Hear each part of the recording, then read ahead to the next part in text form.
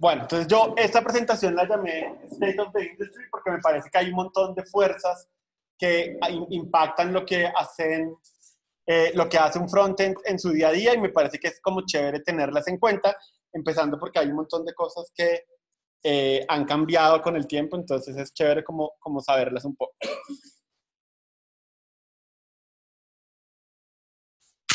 Ay, esto ya empezó a tener lag. ¿O soy yo? No, tal vez no soy yo. Pero qué pena. Ya. Bueno, entonces hablemos de qué es el W3C y qué es el Quad-VG. Entonces resulta que inicialmente cuando arrancó Internet se creó una organización que quería desarrollar los estándares de web, y eso se llamó el W3C, y por muchísimo tiempo todo lo que pasaba con Internet en materia de estándares tenía que ver con el W3C, y efectivamente cuando uno quería leer como la letra menuda de cualquier cosa, uno se metía al W3C y ahí aprendía sobre todas esas cosas. Y en algún momento, en una de esas historias que es un poco loca y larga de explicar, los navegadores empezaron a sentir que como que no les prestaban suficiente atención en el W3C, y en algún momento decidieron armar como un rancho aparte. El rancho aparte se llama eso, el Quad-VG. Y en algún momento se pelearon con el W3C y después se volvieron otra vez amigos y después se pelearon y la última vez se volvieron a volver amigos. Entonces, hoy en día, en términos sencillos y prácticos, el HTML es ahora una responsabilidad del Quad-VG, y ellos tienen una cosa que lo llaman Living Standard. Entonces, Living Standard significa ellos tienen como un comité de gente que va estudiando propuestas y las van haciendo, y en la medida que las van haciendo, las publican en una página que es el Living Standard, y en teoría ahí se van agregando cosas como medio mágicamente. Alguna vez traté de mirar si hay una forma como medio de seguir la pista a eso, y no di con el chiste, pero en teoría, si quieren saber qué es lo aceptado hoy en día en HTML, en esa página del Living Standard está lo que es aceptado. Y CSS sí es medio responsabilidad del W3C, entonces todo lo que tenga que ver con HTML está en manos del Quad-VG, y todo lo que tenga que ver con CSS está en manos del W3C. No tengo ni idea cómo se pronuncia lo primero, seguramente se puede estar pronunciando, lo puedo estar pronunciando mal. Listo, ahora hay una cosa que a mí me parece súper bacana de entender, porque además eso también nos ha impactado un montón, y es como, bueno, pero ¿cómo llega una característica de algo a los navegadores? Entonces resulta que esto es para todo, pero en CSS es donde más tiene como sentido. Hay como 4 estándares, entonces también CSS, al igual que el comité HTML, tiene grupos distintos y cada grupo tiene una preocupación distinta. Entonces hay un momento en que se sientan así como nosotros a decir como, ¿qué hacemos? Y ellos empiezan a decir como, no, sí, listo, hagamos. En algún momento, después de muchas sesiones, deciden, listo, escribamos un working draft. Ese working draft no es, sigue siendo como una vaina en proceso, y hay un checklist que ellos tienen que seguir que me parece muy útil, y es que cuando ellos tienen un draft, le tienen que pedir a los navegadores que lo traten de implementar.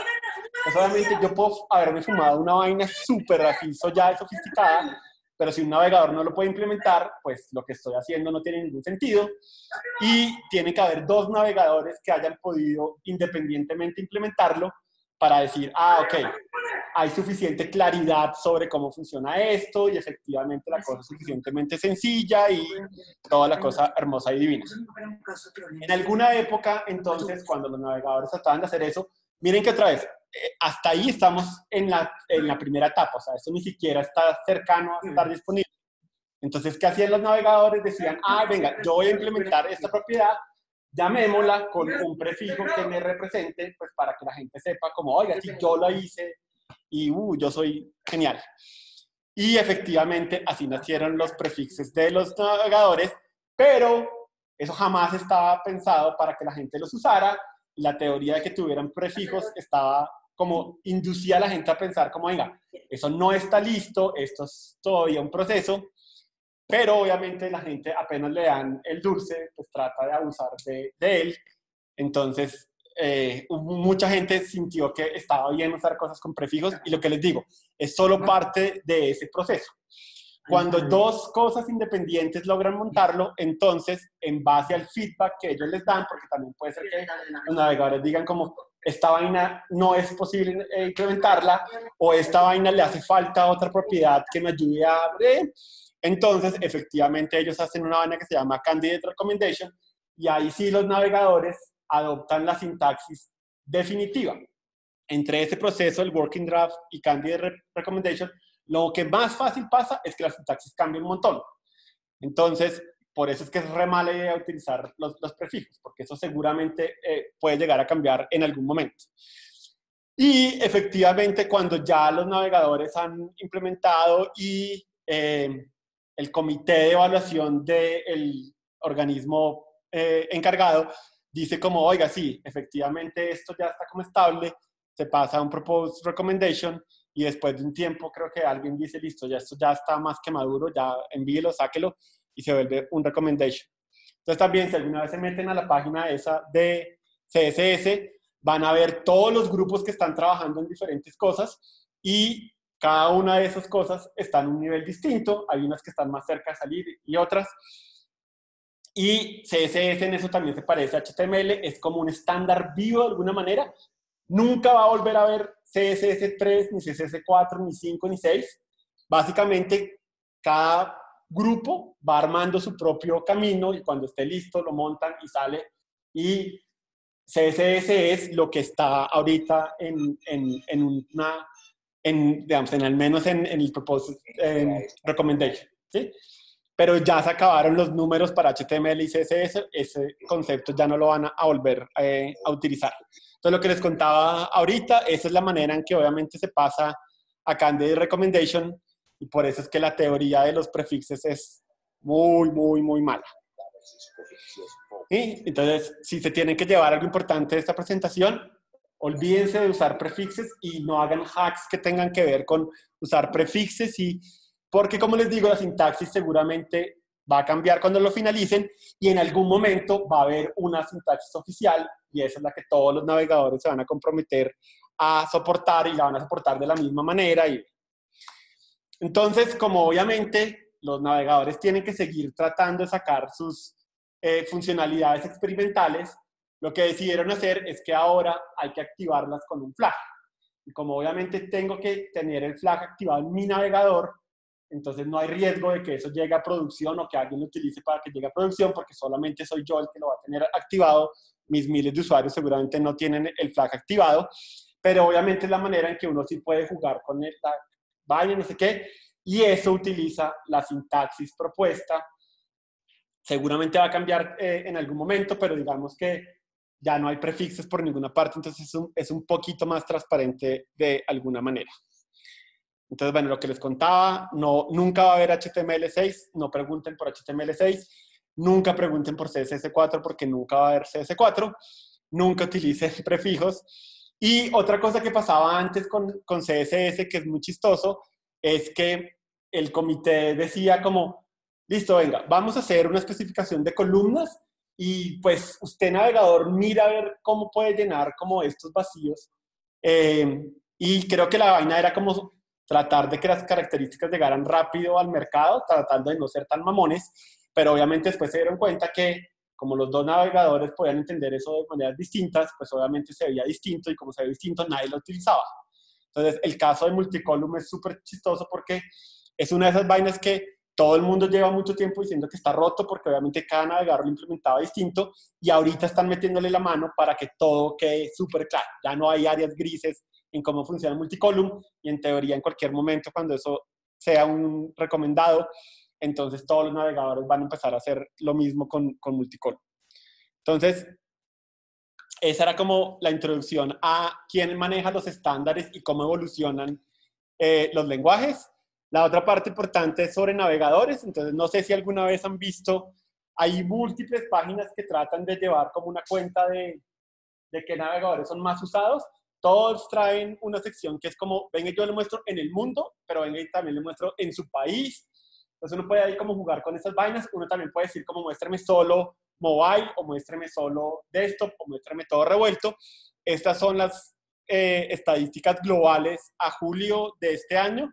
Y obviamente lo que más alegra a todos es que Internet Explorer está por allá hundido en el fondo de la tabla. Afortunadamente. ¿Cómo? Tiene más cola que él. Sí. Sí, digamos que a Microsoft le está yendo raro en el mundo.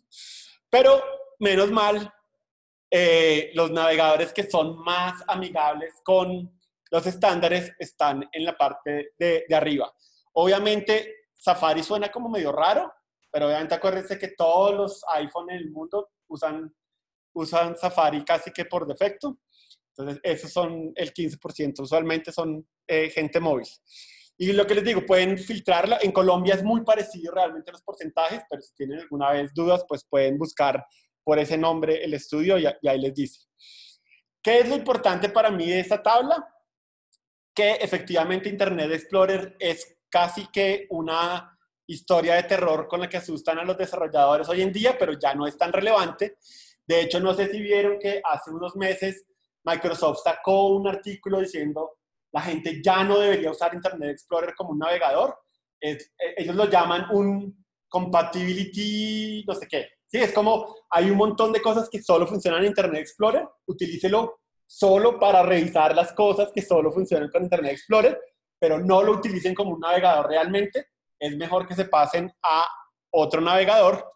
Entonces, básicamente, pueden más o menos ignorarlo. Obviamente, todo siempre tiene un pero.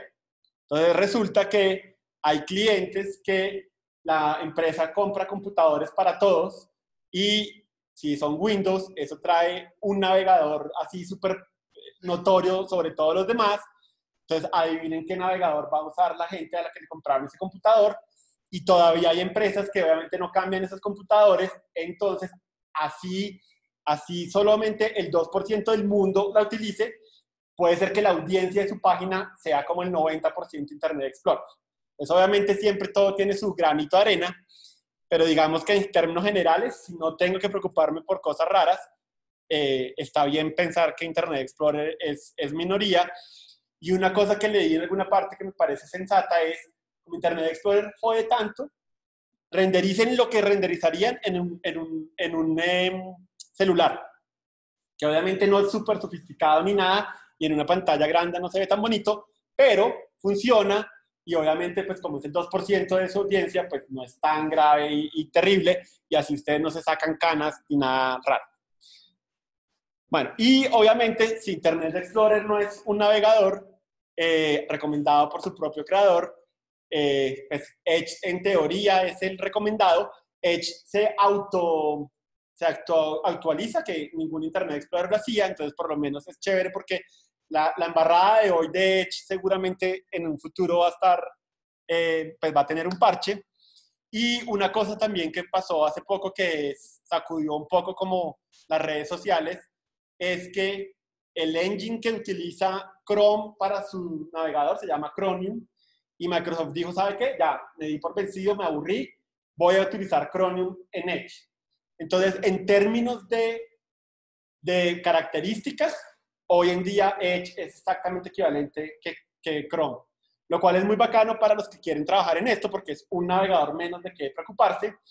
Hay gente que a veces siente que Chrome tiene demasiado poder en la forma en que vemos el Internet, pero yo no tengo, ahorita no vamos a hablar de eso. Entonces, bueno, pues chévere que lo tengan en cuenta. Y yo siento que, de nuevo, el takeaway de todo esto es que más o menos vivimos en un mundo con paridad de navegadores. O sea, si no estamos ya, estamos muy cerquita de que la pregunta de qué navegador utiliza mi usuario ya no sea relevante, porque en teoría, más o menos, todos los navegadores implementan la mayoría de lo que es ahorita recomendado. Entonces, yay, bien, chévere. Les tocó una etapa chévere para aprender a hacer cosas de ese estilo, porque antes era un desastre. Y hay una página en internet súper bonita que si ustedes le ponen cualquier característica, él les dice exactamente qué navegadores la soportan. Entonces, si en algún momento tienen duda de, oiga, ¿será que esto lo puedo utilizar en este navegador? Visiten Can I Use y ahí les tienen todas las respuestas. En nuestras presentaciones siempre tratamos de incluir la gráfica como para que tengan una idea de lo que les estamos enseñando. Bueno, entonces ya pasamos los estándares, pasamos los navegadores. Ahora hablemos de frameworks, que es un tema como de moda. Cada semana hay un tema de moda de frameworks. Entonces, obviamente, si no saben de lo que estamos hablando, seguramente han escuchado algo de Bootstrap, Foundation, Bulma, Material Design, etcétera, etcétera, etcétera, etcétera. Por aquí había un comentario bastante acertado de que casi que cada semana parece que saliera uno nuevo. Y de hecho la comunidad también lo siente así. Y es importante que entiendan un poco como de dónde surgió la vaina de los frameworks, porque es muy chévere atacarlos, pero pues es chévere más bien como entender como el contexto. Entonces, como les conté, hubo una época en que de verdad los estándares en Internet eran muy, muy, muy, muy limitados. Y era muy difícil hacer progreso porque, como les conté, había dos organizaciones que se estaban chocando uno al lado de otro. Entonces el W3C decía, pero es que yo soy el padre de todo esto, y el WhatWG decía, pero es que yo soy el navegador, entonces, ¿quién es más importante? Y en esa pelea literalmente se perdió un montón de tiempo. Entonces, obviamente, cuando la gente tenía cosas limitadas, pues sí había como una vaina de, oiga, chévere hacer cosas nuevas y más flashy, más innovadoras y más visualmente atractivas. Entonces, los navegadores, los desarrolladores con mucho tiempo libre buscaron todos los hacks posibles sobre la faz de la Tierra para hacer cosas con lo que existía que no estaba cosas para las que no estaban hechas las cosas que tenían a la mano. Entonces, efectivamente, un montón de hacks fueron inventados y una vez que alguien hace un hack, alguien crea una librería para que yo no tenga que hacer el hack, sino que el hack esté en la librería. Y eso tiene mucho sentido. O sea, claramente, si no hay una forma de hacerlo, sino la forma medio hacky, pues chévere que haya una librería para que yo no me tenga que enterar de toda esa vaina hacky y la librería lo haga por mí. Esa es la teoría. Entonces, obviamente, la pregunta es como, bueno, ¿debería usarlos o no debería usarlos? Entonces, de nuevo, el slide que quiero que se lleve, como una idea, la idea más importante que quiero que se lleven de esto es, deberían tratar de evitar de usar frameworks CSS. Y como les conté desde el principio, jamás les voy a decir como no hagan y punto. Obviamente es un tema de qué ganan y qué pierden. Entonces, ¿qué es lo que pierden si ustedes utilizan un framework de CSS? Entonces, lo primero es que, listo, los estándares ya se están moviendo rápido. Seguramente la situación hacky para la cual se creó la librería, eventualmente hay un estándar que la supersede y el estándar es estándar y el estándar es amigable con el desarrollador. Entonces, obviamente, si ya existe algo en el estándar, pues no tiene sentido usar la librería porque ya pierde sentido. Seguramente el estándar lo hace inclusive mejor. Y la otra cosa que tienen los frameworks, que se lo van a escuchar a toda la gente que trabaja en la industria, es que ustedes a veces terminan resolviendo bugs porque la librería hace cosas que ustedes no sabían, y entonces es como, pero ¿de dónde carajo salió este padding? Y vaya a ver la librería donde lo hizo, y donde la librería esté medio mal hecha y no haya forma de sobreescribirlo, hasta ahí llegaron ustedes. Entonces, obviamente, todo eso extra que ustedes se traen medio invisible puede significar que ustedes pasan más tiempo arreglando bugs que realmente haciendo cosas de su proyecto. Entonces, esos son finalmente los dos problemas. Ahora, si ustedes tienen un proyecto que ustedes juran y rejuran que les va a tomar un día de su vida y después de eso ya no van a tener que volverlo a ver, seguramente hacer un framework está bien porque es muy rápido y todo ese extra que trae, pues no van a tener que ustedes soportarlo ni nada. Entonces, obviamente, ese es el uso bueno de un framework. En todos los demás casos, traten de hacerlo ustedes mismos. Y hay una cosa que es aún más grave, y es que la gente que utiliza Bootstrap y esas librerías, como que se vuelven tontos. Es un poco como, yo no voy a pensar, yo simplemente pongo la clase y ya. Y es como, venga, no. O sea, si los usa, por lo menos entienda qué está pasando por debajo para que el día que lo tenga que quitar, usted sepa qué tiene que hacer por debajo. Entonces, por ejemplo, para arrancar a aprender, es súper importante, no utilicen frameworks para nada. Aprendan a hacerlo ustedes mismos desde cero, con sus manitos, chévere, no sé qué. No hay nada más bacano que uno aprender a hacerlo y después decir, como listo, hay una herramienta que lo hace por mí, pero yo todavía sé. Y lo que les digo, el día que tengo que quitar la herramienta, entiendo qué tengo que hacer yo para hacerlo yo mismo. Entonces, de verdad, eviten como esa vaina de, sí, voy a usar Bootstrap, no, tengo que pensar, todo es chévere. No es tan chévere. Y obviamente, como Bootstrap, obviamente, y bueno, esas librerías, digamos que si hacen que uno arranque como más rápido, seguramente lo primero que deberían hacer cuando arranquen un proyecto es traten de implementar lo que de verdad va a ser para ustedes la base de su proyecto para que de ahí en adelante crezcan. Y usualmente no es tanto, porque de nuevo ustedes están haciendo exclusivamente lo que necesitan en vez de hacer todos los casos de uso para los cuales esas librerías fueron hechas. Bueno, entonces ahí está el coso de no librerías, pero entiendan un poco de dónde viene esa historia. Bueno, la otra historia divertida de nuestra industria tiene que ver con algo que se llama HTTP2. Entonces, sin volverme muy nerd, básicamente HTTP es la manera en que pasamos información entre el servidor y el navegador. Entonces, sí, es el protocolo para transferir eso. Y resulta que HTTP es un estándar que viene de hace un montón de tiempo, no me acuerdo cuánto, pero yo no había estudiado y eso ya estaba inventado hace mucho. Y efectivamente, muchas de las cosas que eran buenas prácticas estaban hechas a través de, o sea, como limitadas por lo que daba HTTP. Entonces, alguien en algún momento dijo como, no, esto es estúpido, inventémonos un nuevo estándar. Y efectivamente surgió HTTP2. Y la idea es que efectivamente, teniendo en cuenta como las necesidades actuales, con HTTP2 las páginas pueden cargar más rápido hoy en día. Y la parte más importante de por qué las páginas cargan más rápido es que antes con HTTP yo iba recorriendo un documento y decía, esto es un recurso, voy y lo traigo y no hago nada mientras tanto y hasta que llegue, entonces sigo. Entonces si yo tenía 10 archivos, era como, llego al primero, voy, lo descargo, cuando termine, llego al siguiente, voy y lo descargo. Entonces obviamente tener muchos archivos era horrible porque volvía a la página relenta en muchos términos, porque HTTP también es un protocolo de mucha ceremonia. Era mejor poner todo en un solo archivo que tener 10 archivos distintos. Con HTTP2 eso ya no es tan cierto y la idea es que él, cuando ve un archivo o un recurso, va y lo descarga asíncronamente y mientras que lo está descargando asíncronamente sigue haciendo lo que tenga que hacer.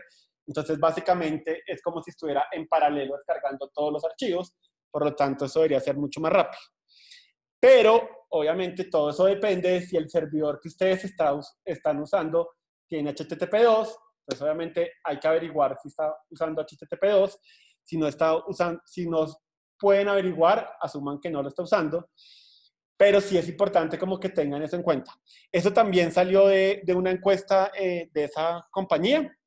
El 40%, casi que el 40% de los servidores en el mundo ya utilizan HTTP2. Como les digo, no es un estándar completo, pero digamos que eso va llegando allá y es como útil de tener en cuenta.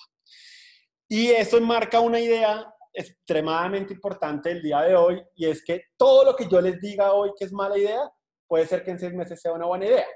Y eso es súper importante de nuevo, que ustedes cuando se lleven la idea de algo, se lo lleven con un argumento de, bueno, ¿por qué es mala idea? Para que si en 6 meses eso cambia, pues ustedes sepan como, ok, esto ya cambió. Es muy fácil encontrar gente que dice como, no, esto es súper buena idea porque sí, o sea, no, esto es prohibido porque sí, porque sí, porque sí. Y uno trata de razonar con la gente y la gente se lleva como la idea de, no, eso es prohibido, punto, fin de la historia. Entonces, siempre llévense la actitud de, todo puede cambiar. De hecho, todo cambia a cada rato, además de los frameworks de CSS, todo cambia en el futuro y por lo tanto hay que mantenerse curiosos y demás, y aprender mucho y practicar y mantenerse involucrados. Bueno, esa es básicamente mi presentación de la industria. No sé si alguien en el chat o acá tenga preguntas. comentarios. Digan ¡yay! ¿No hay comentarios en el chat? De verdad no tienen nadie, ningún comentario. Me asusta cuando nadie tiene preguntas. Muy bien, gracias.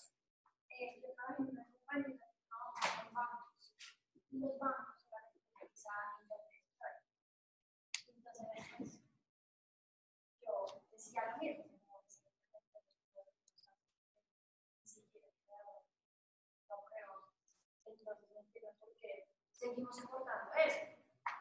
Entonces, pues, el jefe del banco decía que era por seguridad. Esto es muy seguro y entonces prefiere tener la seguridad de todos los archivos que de ser esposa y todo lo que uno le pegaba. Entonces, ¿uno cómo hace para hablar con gente de ese modo o para que ellos pasen a un navegador que sí es soportado? Un producto que se le va a entregar con más calidad. Bueno, como obviamente la gente que está en la llamada no te escuchó, voy a repetir un poco la pregunta. Básicamente la pregunta es que si a mí me obligan a soportar EA, ¿qué puedo hacer? Y creo que la vaina es no hay nada que hacer. Sí, es muy difícil que trates de convencer a un cliente de cualquier cosa. Yo tengo el caso de eso, una compañía que compró computadores con Windows 7 para sus 3.000 empleados y obviamente todo el mundo presiona el botón grande que dice Internet Explorer y en algún momento tratamos de explicarle al cliente como, oiga, venga, dígale a sus 3.000 empleados que mejor utilicen Chrome, que es como más chévere. No va a pasar. Entonces, realmente, si te toca soportar Internet Explorer, pues nada, ajustas el diseño. ¿Realmente sí Internet Explorer es muy seguro? O sea, para que un banco diga no. Volvamos a la historia de cuando la gente no quiere como darse cuenta que el mundo ha cambiado. Yo no sé si Internet Explorer alguna vez fue seguro, creo que no.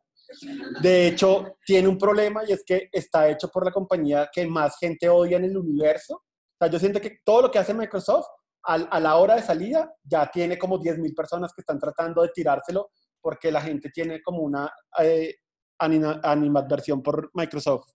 Entonces, no, eso jamás le había escuchado a alguien decir que Internet Explorer es seguro y suena pura excusa de no quiero pensar realmente mis argumentos sobre por qué hacer esto, entonces voy a decir lo primero que se me venga en la cabeza y como yo soy su jefe, usted no puede pensar. Y vivimos en esa industria, pues. Sobre Internet, pero realmente sí es más seguro porque Microsoft tiene un montón de licencias de seguridad que no tienen los otros navegadores, por ejemplo. Yo creo que nadie sabe eso, pero nadie puede ver Netflix 4K en un computador si no es en Internet, en Edge. Porque Microsoft tiene un protocolo de encriptación en Internet que no tiene Chrome, no tiene Firefox. No se sabe si el nuevo Edge va a tenerlo, pero sí hay cosas que hizo Microsoft bien, otras no tanto. Por ejemplo, Ajax fue para Internet Explorer. Claro, ellos crearon eso, tiene un montón de tecnologías que hicieron solo para ellos, que pues sí en su tiempo fueron más seguros, no Internet Explorer, pero digamos Edge tiene muchas cosas que no tiene Chrome, no tiene Firefox, que son cosas de seguridad, pero más enfocado en multimedia y Microsoft. Entonces ya no. Pero en Netflix el único que puede ver 4K es Edge. Para los que no alcanzaron a escuchar la intervención, aparentemente Edge sí puede ser más seguro que los demás navegadores. Pero Internet Explorer hay dudas. Pero digamos, más allá del argumento de si es A o B, hay muchas veces que uno se estrella con gente que no quiere escuchar argumentos y de verdad uno le toca decir como, bueno, está bien. Y si te toca soportar Internet Explorer es como, bueno, está bien. No es solamente porque es capricho del banco. No, es un banco que tiene esa Se me ocurre que sí puede ser Internet Explorer más seguro en términos de extensiones. Más seguro respecto a que si un usuario no tiene permiso de administración, no puede instalar extensiones en Internet Explorer. Porque todas las extensiones requerían el permiso para instalarse. Entonces, por lo menos, variaban que no iban a instalar pendejadas. Mientras que en Chrome sí pueden instalar un montón de extensiones y bobadas por su cuenta. Podrían hacerlo un poco más inseguro, digamos, depende de lo que instale el usuario. Pero pues es mi manera como de ver de pronto que es un poquito más seguro porque no tendrán el permiso de instalar. Sí, pero como les digo, yo siento que más allá de todo eso, si no es el tema de seguridad, seguramente van a sacar otra razón. Y hay gente que no quiere escuchar argumentos y ese es donde uno dice como, bueno, está bien. ¿Y por qué es que no quieren gastar plata? Actualizar el Sí, claro que ciclo. no, y o sea, el mantenimiento de esas máquinas, o sea, actualizar físicamente toda la infraestructura de computadores implica un esfuerzo enorme para hacer eso. Además de ellos, los bancos tienen que actualizar los teléfonos. Hasta el año Ya, pero te puedo pasado. sacar el micrófono. Ustedes hablan mucho. Hasta, no sé, hace 2 años antes de lo de los billetes que los cambiaron, antes de eso, había un issue en Windows XP. Y ahí todo el mundo se dio cuenta que Windows XP es lo que usan los cajeros. Marica, es muy viejo. Yo creo que sí es deuda, es más por no gastar plata, es deuda técnica. Yo una vez escuché que más que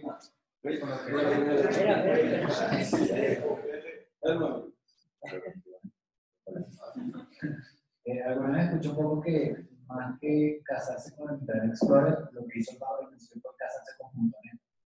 ¿Okay? Entonces, el .NET, cuando tú desarrollabas las primeras versiones de .NET, como que muchas de esas cosas solo se hacían con el Internet Explorer. Pero pues, de pronto esa puede ser también otra razón para indecirse de lo que puede estar pasando. Sí, y como Microsoft era tan mamón de decirle a la gente como oiga, como usted ya tiene una licencia de Windows, entonces venga y le amarro todos mis productos. Entonces sí, seguramente todos los bancos arrancaron con .NET y eso también ayuda a todo Hace eso. unos 7 años aproximadamente estuve trabajando para un banco.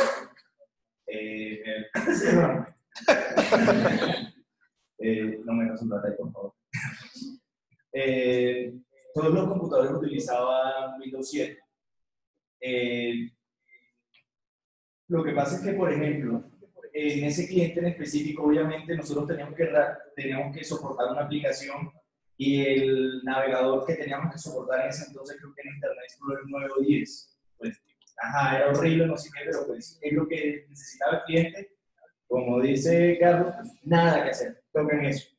Y resulta de que si uno se da cuenta más allá de que si se soporta, si no soporta, los bancos normalmente son unas empresas muy paquidérmicas. Con eso me refiero de que, por ejemplo, el día que yo llegué a trabajar, le dan una charla de seguridad, de que no, lo primero que te dicen es, usted nunca puede compartir su usuario y su contraseña. Listo, perfecto. Llego yo a mi puesto de trabajo, bueno, ¿y dónde está mi usuario y contraseña? No, es que eso hay que mandar un correo no sé qué, que se lo remee no sé qué, tiene que el presidente yo no sé qué, y bla, bla, bla. Venga, yo le presto las mías. A lo que me refiero es que los bancos son unas instituciones que son demasiado burocráticas, que también, como dijo Edgar, el tema de costos, no sé qué, inclusive ellos utilizaban un build del Windows como exclusivo para ellos. Entonces, muchas veces es que, digamos, la gestión de la estrategia tecnológica que tiene la propia organización no contempla esas cosas. Muchos de los, yo no sé si ustedes de pronto han tenido la oportunidad de ir a un banco cuando están en caja, y muchos de ellos todavía tienen la pantalla así horrible de OS, que eso corre sobre AS400, que eso tiene 50.000 años, y pues simplemente no les interesa actualizarse. Creo que es más una cuestión de el propio, no sé, la visión estratégica de la compañía que otra cosa. Gracias. Yo también trabajé en un proyecto de un banco y era el proyecto de rediseñar todo ese sistema que tenían. Entonces, era horrible y eso lo bonito. Lo hicimos muy bonito, sí, pero cuando fueron a usar, no lo pueden usar. Era horrible usar. Claro, porque ellos tienen todos los datos ahí de uno. El otro era muy bonito, pero tocaba hacer clic para que saliera algo. No era usable, entonces, claro, perdieron un montón de plata y por eso es que no cambian a un sistema que sea visualmente bonito, pero es tiene la información ahí. Más historias de horror.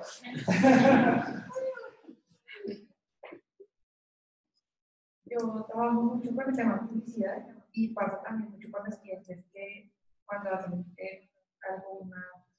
sé, un jueguito para algo de mercadeo, lo que sea.